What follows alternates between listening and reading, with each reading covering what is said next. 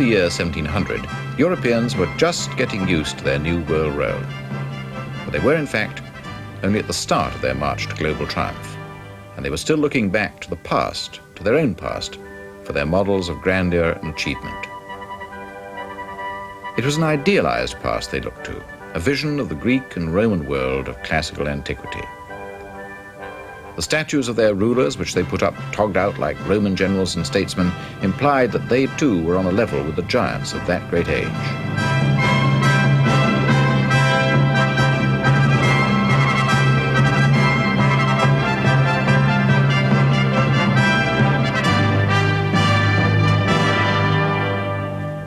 Even their fantasies were borrowed from ancient mythology.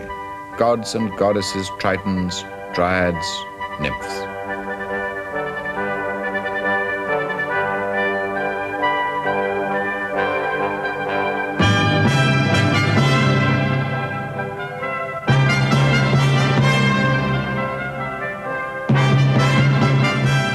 And yet, though the classical style so strongly dominated the European mind, that mind was poised at the edge of a great change, a change which was to break the grip of the past and to fascinate men's minds with what might be, with the future. Just outside Paris stands the most grandiose of all the buildings embodying the classical style, the Palace of Versailles. It was built at enormous cost in the middle of swamp and wasteland, a vast residence for the French royal court and the seat of French government for more than a century. It was a building with a message. The man who conceived Versailles wanted it to fix in the mind of Europe an image of the grandeur of monarchy.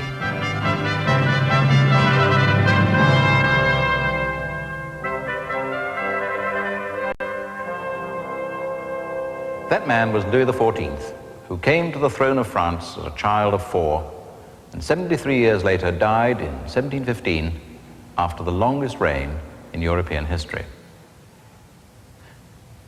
Versailles is full of representations of him.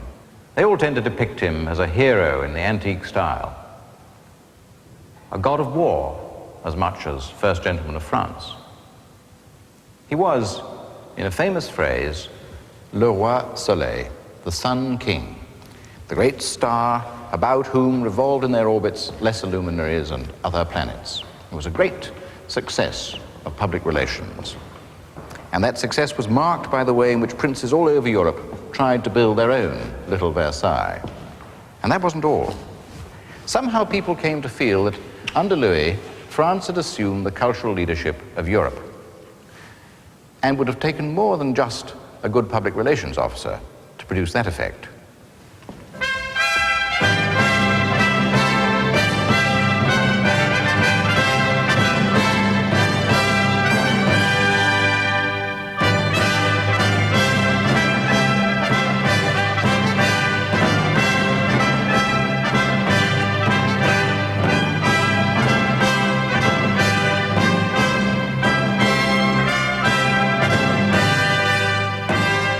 Mirrors has only just recovered the pre-revolutionary splendors it once possessed. In those days, it would have been the centerpiece of the great stage of Versailles, on which was played the pageant of absolute monarchy and French civilization. Louis XIV so tied together the idea of the grandeur of the state and the grandeur of the national culture that Frenchmen, even today, find it very hard to separate them. And it was under his reign that France entered the 18th century, during which she was to become, for a time, the focus of European civilization. Oddly and paradoxically, that outcome would probably not have pleased Louis himself. He was a narrow-minded, intolerant, rather bigoted man, not showing a great deal of imagination except as a showman. And yet, within 30 or 40 years after his death, Frenchmen were the leaders in a revolution in European thought, a revolution to which we give the name the Enlightenment. It's a marvelous image, the letting in of light to dark places. Every language took it up. The French spoke and still speak of a siècle des Lumières, an age of light. The Germans talked of Aufklärung, the breaking out of a new radiance. The Italians spoke of Illuminismo. It was the central image light for a change in the whole climate of European thought. And Enlightenment was something else too. It was also an enormous reinforcement of the self-assurance and confidence with which European civilization was to face the future.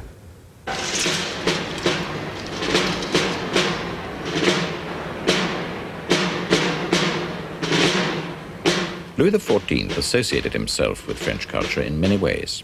One of them was by giving his patronage to learning. The modern Institute of France is the lineal descendant of a number of academies which he endowed and encouraged.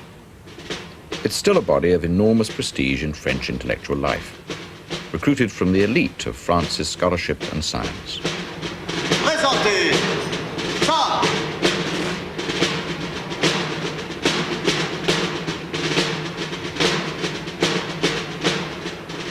Its scientific and cultural business still takes place amid a pomp and a ceremony which emphasizes the continuation under one regime after another of the links between the state and the national culture.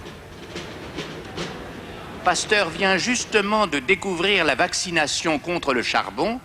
Chez les animaux vaccinés, on voit les... Already towards the end of the reign of Louis XIV, French intellectuals were dividing in debate, a debate which was symptomatic of a great change. It was called the Quarrel of the Ancients and Moderns, and Louis's Academy of Inscriptions and his Academy of Sciences took opposite sides. Put simply, the moderns said that the culture of their own day was not only up to the best of the achievements of the great thinkers and artists of classical times, but could sometimes surpass them. Conversely, the ancients in the debate said that the work of their own day was inferior to that of antiquity. That foreshadowed a change in attitudes which was to spread far beyond the academicians. It was a change in men's judgment about their civilization, about its achievement, its direction, and above all, its potential, what it might do. It was an important sign of that change that the side of the moderns in the debate was taken by the Academy of Sciences.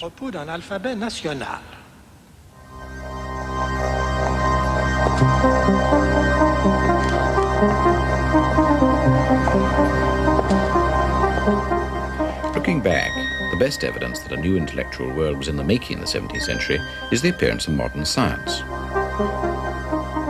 Fascination with the natural world was itself not new. The ancient Egyptians and Babylonians had studied the heavens. Centuries before Christ, a Greek devised the first atomic theory of matter. Throughout the Middle Ages, men strove to unlock nature's secrets. But what we can call modern science begins only in the 16th and 17th centuries. That was when the great astronomers and cosmographers revealed a new picture of the universe. So new, it made it impossible for educated men to cling for long to older views. And their discoveries pointed to new methods, new ways of thinking too, as well as to new knowledge. They directed their age towards new general explanations and towards testing them by observation and by experiment.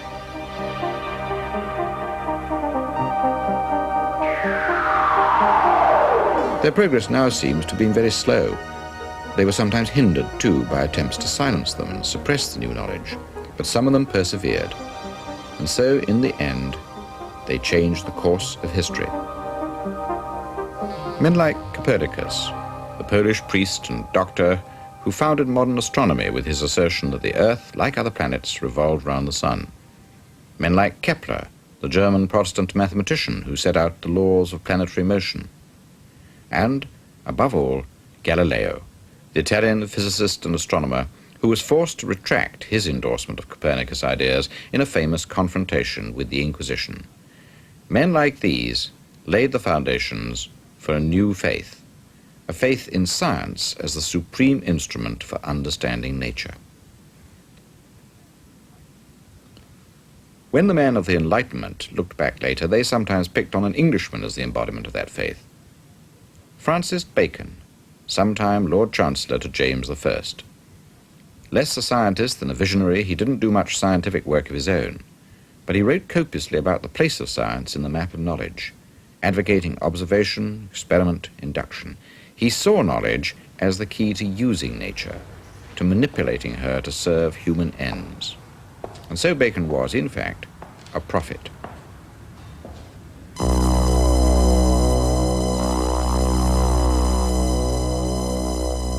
Within a few decades, the natural philosophers, as scientists were then called, were talking about managing the great machine of the world. Bacon's confidence had begun to spread. Nature's secrets could and ought to be unlocked, it was thought, so as to serve man, as well as for the sake of pure knowledge. By the end of the 17th century, there was a new sense that light was everywhere beginning to break into what had hitherto been hidden, obscure. The European mind was beginning to undergo a momentous change, to accept the idea that however wonderful, intricate, complicated its manifestations might be, nature was in the last resort knowable and manageable.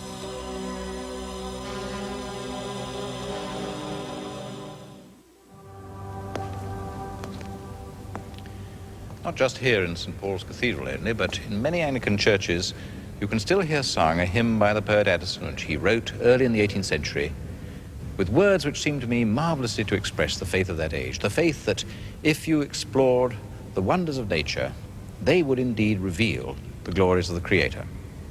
The spacious firmament on high, with all the blue ethereal sky, the spangled heavens, a shining frame, their great original proclaim.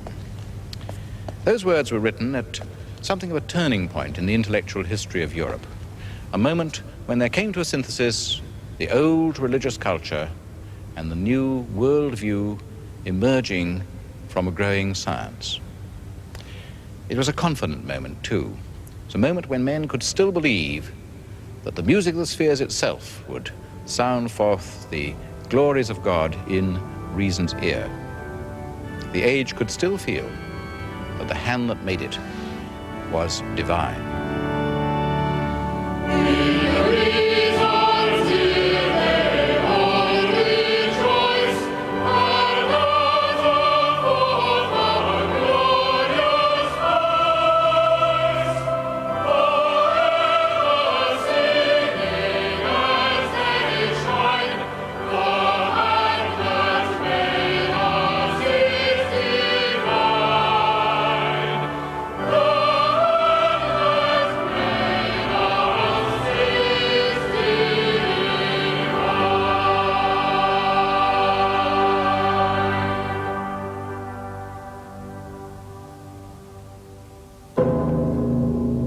Even in the 18th century, though, over much of Europe a great deal survived that was barbarous and fanatical.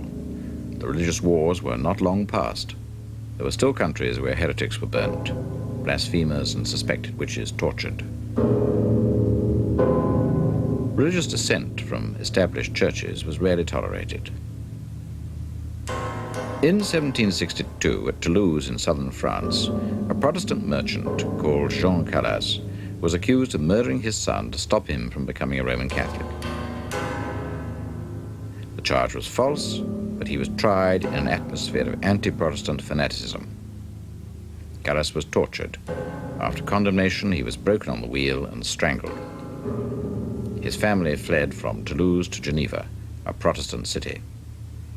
There then began a campaign of agitation to clear Calas' name, which in the end won an official reversal of the verdict of the Toulouse magistrates and royal compensation for the widow. The campaign to rehabilitate Calas and pour contempt on his judges and persecutors was one of the great passages in the career of the man who conducted it, the French writer Voltaire. He'd often spoken out against injustice and intolerance. His reputation as a spokesman of humanity and enlightenment was crowned by his work in this case.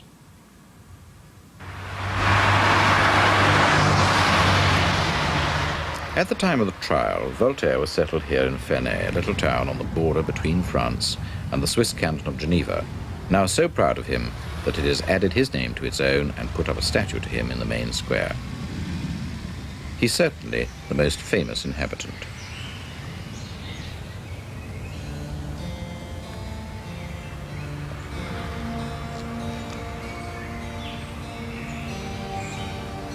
Voltaire decided to buy a house here because he was a nervous man. He thought he could always quickly slip across the frontier to Geneva if the French authorities ever made life difficult for him. Though his writings, especially his plays, had brought him fame and wealth to add to what he'd inherited, he'd always been a gadfly, puncturing pretensions and mocking authority.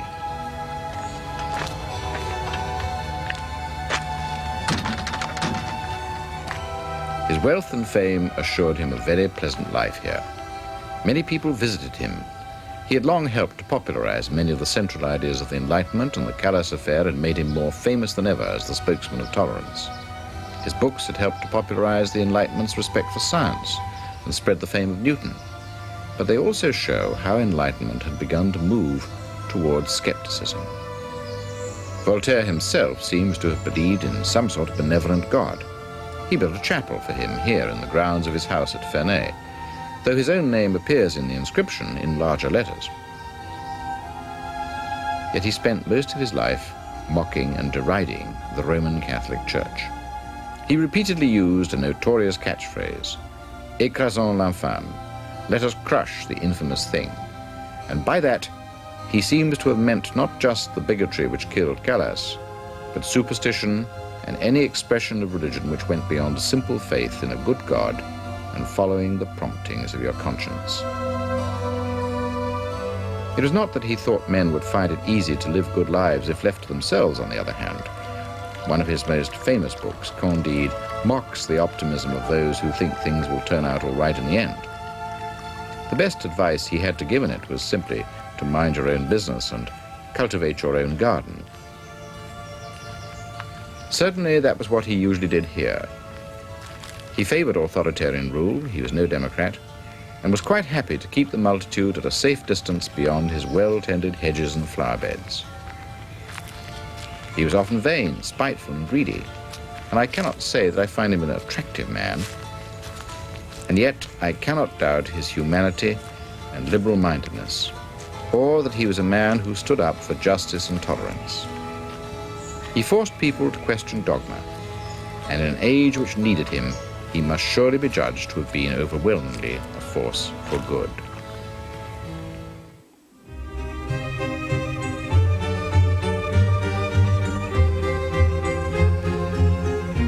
There was a lot Voltaire admired about the English, though he teased them sometimes. As French was in the 18th century the language of polite society everywhere in Europe, and there was virtually no restraint on publication in England, his writings were well known here too. Among them were his contributions to a great collective work, a famous encyclopedia whose first volumes came out in 1751. And here it is, the copy in the Bodleian Library at Oxford. It was a colossal publishing venture for its day.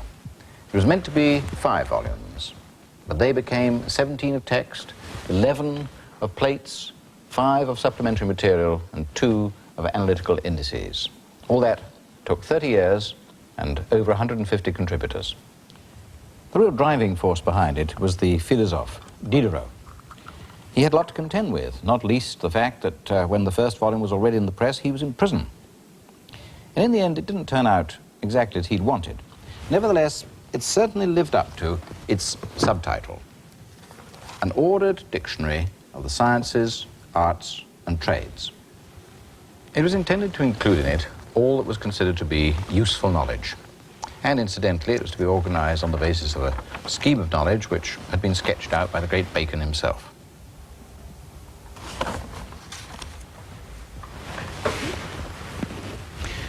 And the encyclopedia was illustrated by superb plates. Diderot himself was particularly interested in science and technology.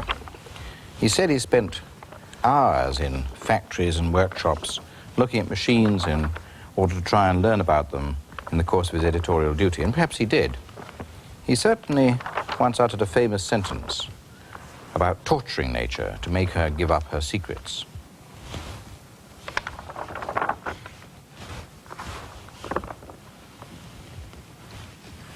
It's not hard to see why the encyclopedia should have been so successful. It was unique, unprecedented, and very splendid. And yet it quickly attracted hostility too. Within a few months of publication, both the first two volumes were suppressed by order. They were said to be contrary to royal authority and to religion. Diderot's own publisher later purged the proofs without telling his editor that he had done so. Copies were ordered to be confiscated, even from private libraries. And Catholics were not supposed to read it, although we know that among the subscribers to that first edition were many Catholic clergymen. It is not hard to understand the hostility that the encyclopedia aroused. As a matter of fact, Diderot and his colleagues had never intended that it should just convey information. They wanted to use it to guide opinion, and to guide opinion in an enlightened, progressive way. They wanted to use it, in a famous phrase, as a war machine, a machine de guerre, a machine to be used against a past which was still living in their own present, a past which many of them saw as a chaos of cruelty, superstition, bigotry, ignorance. A past which was attacked obliquely, indirectly sometimes directly, in article after article in those volumes. The encyclopedia spoke the language of humanitarianism, reason, tolerance. It was a tract for the times, as well as a manual of practical skills and sciences.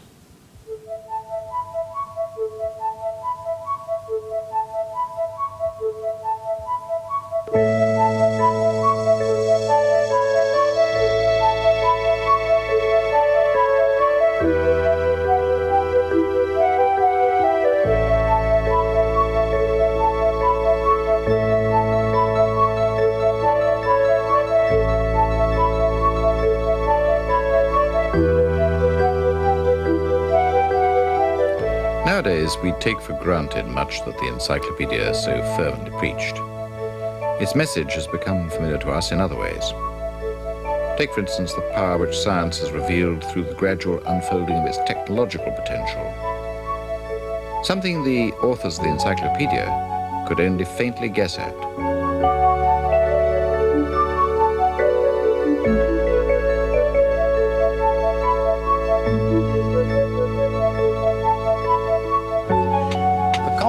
And sophisticated technology of something like Concorde, of course, inspires awe, but it shouldn't do only that. It should remind us of other things about science, about the respect which we ought to feel for the spread of the experimental method, the growth of the systematic investigation of nature, the coordination of knowledge drawn from many, many different fields.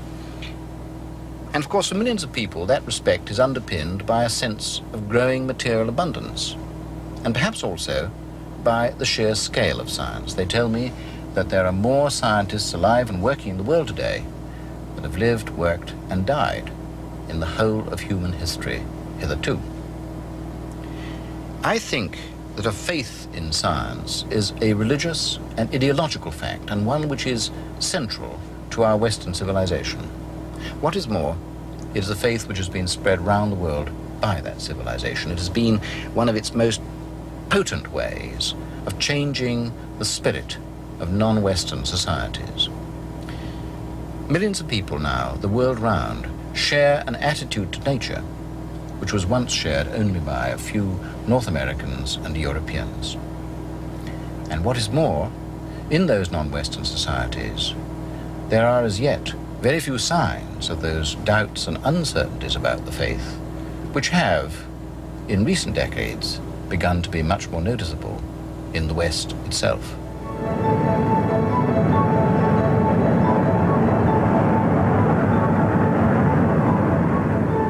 But that faith in the mastering of nature was absolutely central to the Enlightenment. Yet a curious dialectic was soon at work. There was, as it were, a second phase of the Enlightenment, when in the later half of the 18th century, some of its key ideas were themselves called in question. That was to lead in the end to many of them being rejected as too simple, too mechanically conceived, too optimistic. In particular, there came to be questioned Enlightenment's blind faith in improvement through the manipulation of nature.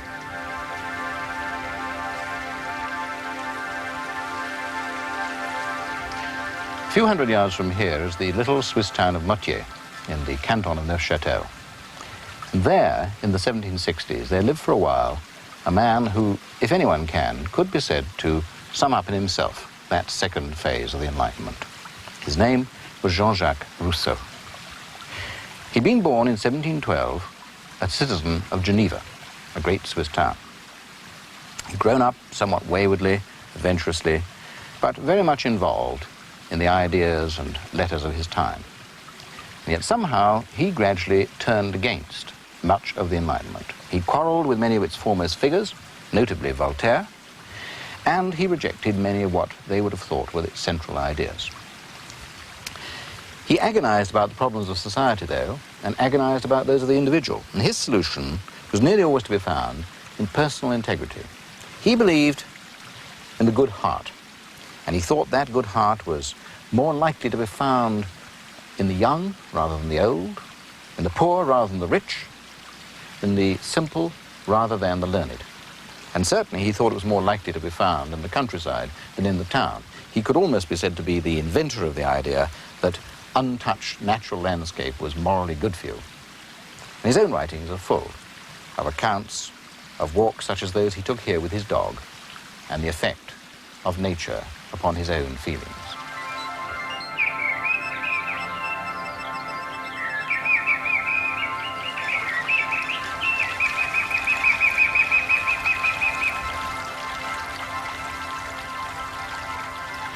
It was in 1751 that real fame came to Rousseau.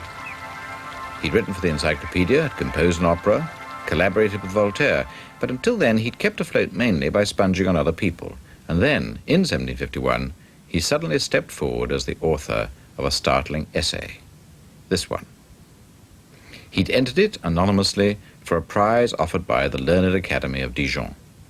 Competitors had to discuss whether progress in the arts and sciences had benefited morals. Rousseau said, quite emphatically, that they had not. It was a direct challenge to the fashionable progressive thought of the day. And he won. This was not to be his only revolutionary publication. He also wrote a book about education, which is a landmark in pedagogic theory. He caused a stir and had some success in urging mothers to suckle their own children and not farm them out to wet nurses. And, of course, he wrote one of the most famous political phrases ever penned. L'homme est né libre, et partout il est dans les fers.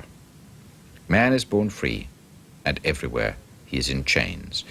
Those words opened his masterpiece, the book we call The Social Contract.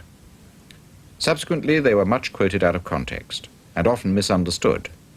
They were not meant, as many thought, to be a call to revolution, but they brought Rousseau more notoriety. Rousseau fell out with the Enlightenment from which he himself emerged. He disliked Voltaire, was disliked by him. Ironically, they were later often coupled together as the two great giants, or bugbears, of enlightened thought. Yet he was a one-man intellectual revolution, and a genius. And like many a genius, he was neither very easy to get on with, nor good at living up to his own principles. For all his writing about children and their upbringing, for example, he abandoned his own to the Foundling Hospital. Moreover, it seems to me hardly to strain language to say that he was mad for much of the last 10 years or so of his life. Yet a genius he was, and his influence, whether one thinks it pernicious or benevolent, was immense. More than any other man of his age, that tortured soul seems to me to embody much of what we call romanticism, the great reassertion in European life of spontaneity, creativity, faith, and above all, the feelings.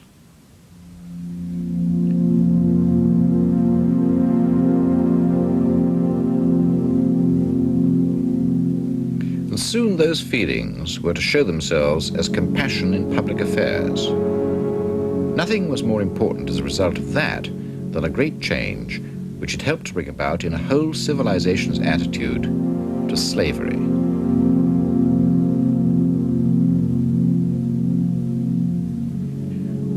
I cannot recall any civilization until the modern civilization of the West which has done without slavery.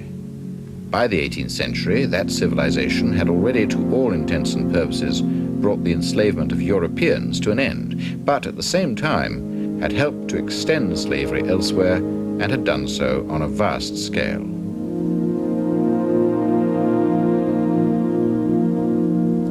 Figures are hard to agree, but the scale is not. It seems likely that over 10 million human beings were, in the course of a couple of centuries, carried off to the New World, where, for most of them, there lay ahead only sail into lives of toil, brutality, and misery. The enormous historical effects of this, though, were to include a great revulsion of feeling against slavery. It was a change in attitudes which erupted in the later 18th century. Political and economic facts helped to bring it about, but they do not explain the sudden and almost unprecedented intellectual and moral attack then made on slavery. It blew up suddenly and unexpectedly, drawing both on the rational humanitarianism of the Enlightenment and on the new stress on feeling and sentiment to be felt from Rousseau's day onwards. England was the key country. If the campaign against slavery succeeded in getting parliamentary support there, then, because Britannia ruled the waves, she would in due course be able to bring pressure to bear on other governments whose slave traders had to move their cargoes by sea. But although it took until well into the next century, what mattered just as much was the growing recognition by Western societies that neither trading in nor owning human beings was compatible with the standards of their civilization. So, Western civilization turned out to be the only one which has ever abolished slavery for itself within its own sphere, as well as going on to impose that abolition on others who would not have abolished it of their own accord.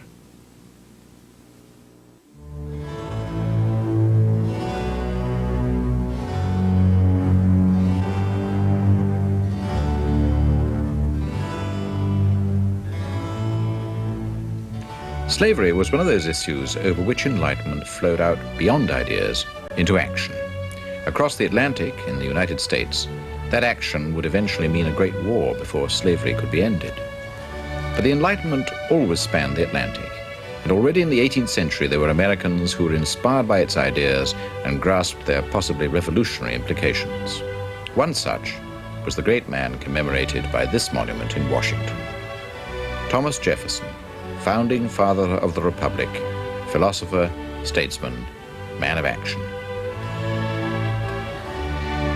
I suppose he's best known for his authorship of the ringing assertion of the Declaration of Independence that all men are created equal, that they are endowed by their Creator with certain unalienable rights, that among those are life, liberty, and the pursuit of happiness.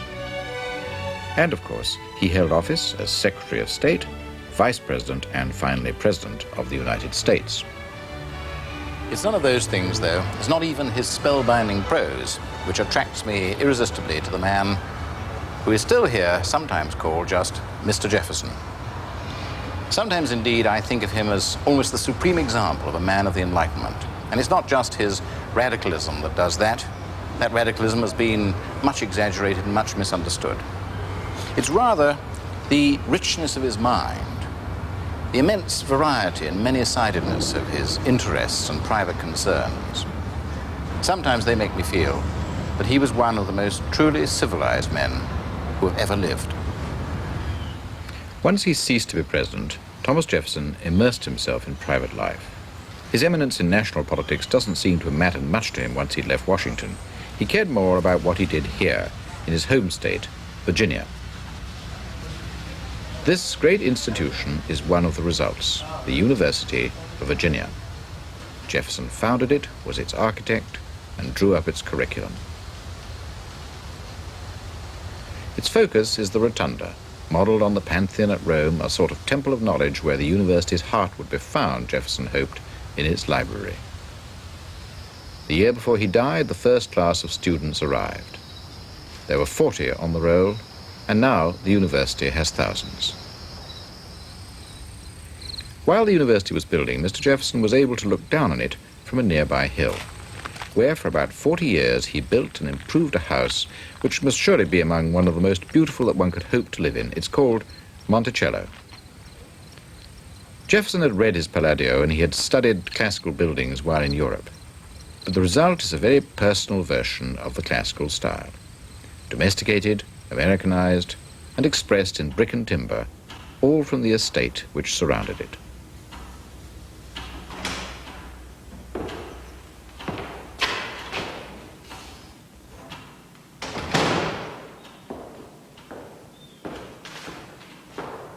Inside the house, the sense of an individual personality is even stronger.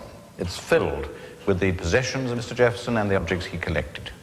Those animal trophies, for example, came back from the Lewis and Clark expedition, which he authorized as president and which was the first to cross the continent to the Pacific in the Northwest. But he changed the geographical destiny of his nation much more profoundly by another act, the Louisiana Purchase, which gave the United States all the land between the Mississippi and the Rockies for the trifling sum of $15 million. It must have been the biggest real estate deal in history, and probably it was also the cheapest. It's an attractive thing about the statesman of continental vision that he was also a man who at home was fascinated by gadgets and ingenious devices of all kinds. This is the Jefferson family dining room. And here, on either side of the fireplace, Mr. Jefferson had made dumb waiters, conveyances, bringing up bottles from the cellar below so that his guests wouldn't be disturbed by the coming and going of servants during their conversation. Jefferson was raised a country squire. He was often in financial difficulties, but he had to be a practical farmer to run an estate of 5,000 or so acres. So the house was the center of a considerable business enterprise. It contained a small community of people, most of them, at Monticello, being slaves. That was very much in the traditional colonial pattern of 18th century Virginia. And there was another paradox. Jefferson condemned slavery and argued against it in print, yet he died owning over 200 slaves of his own. He never felt able to solve the problem of how men raised as slaves would survive in a white-dominated society after they got their freedom. We hold the wolf by the ears, he once said, and we can neither safely hold him nor let him go. And he also said that the slavery question was to him terrifying, like a firebell in the night. In the end, it took a great war, 40 years after his death, to free the slaves. And then the results were indeed very disappointing.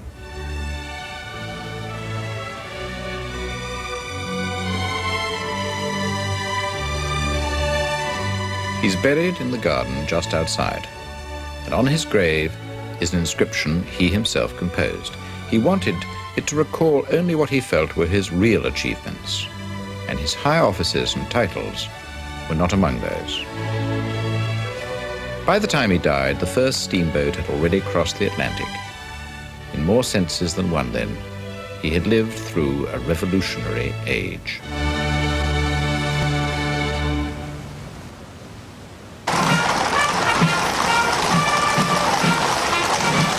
37 years before Jefferson died, but when Voltaire and Rousseau were already 10 years in their graves, an event took place in Paris which is still commemorated each year with a great parade down the Champs-Élysées. Ordinary Frenchmen and Frenchwomen take the day off. They watch the show here, or in provincial towns hold parties and picnics. Traditionally, there's dancing in the streets in the evening and fireworks. Why? All because on the 14th of July, 1789, nearly 200 years ago, a mob successfully attacked a royal prison in the heart of Paris, the Bastille. It was a symbol of oppression. Voltaire himself had twice been locked up there. The Bastille's garrison, largely consisting of pensioners, was eventually forced to surrender. Because of the political situation at that time, the capture of the Bastille turned out to be a major political event. The turning point, perhaps, at which it became impossible to avert what we now call the French Revolution.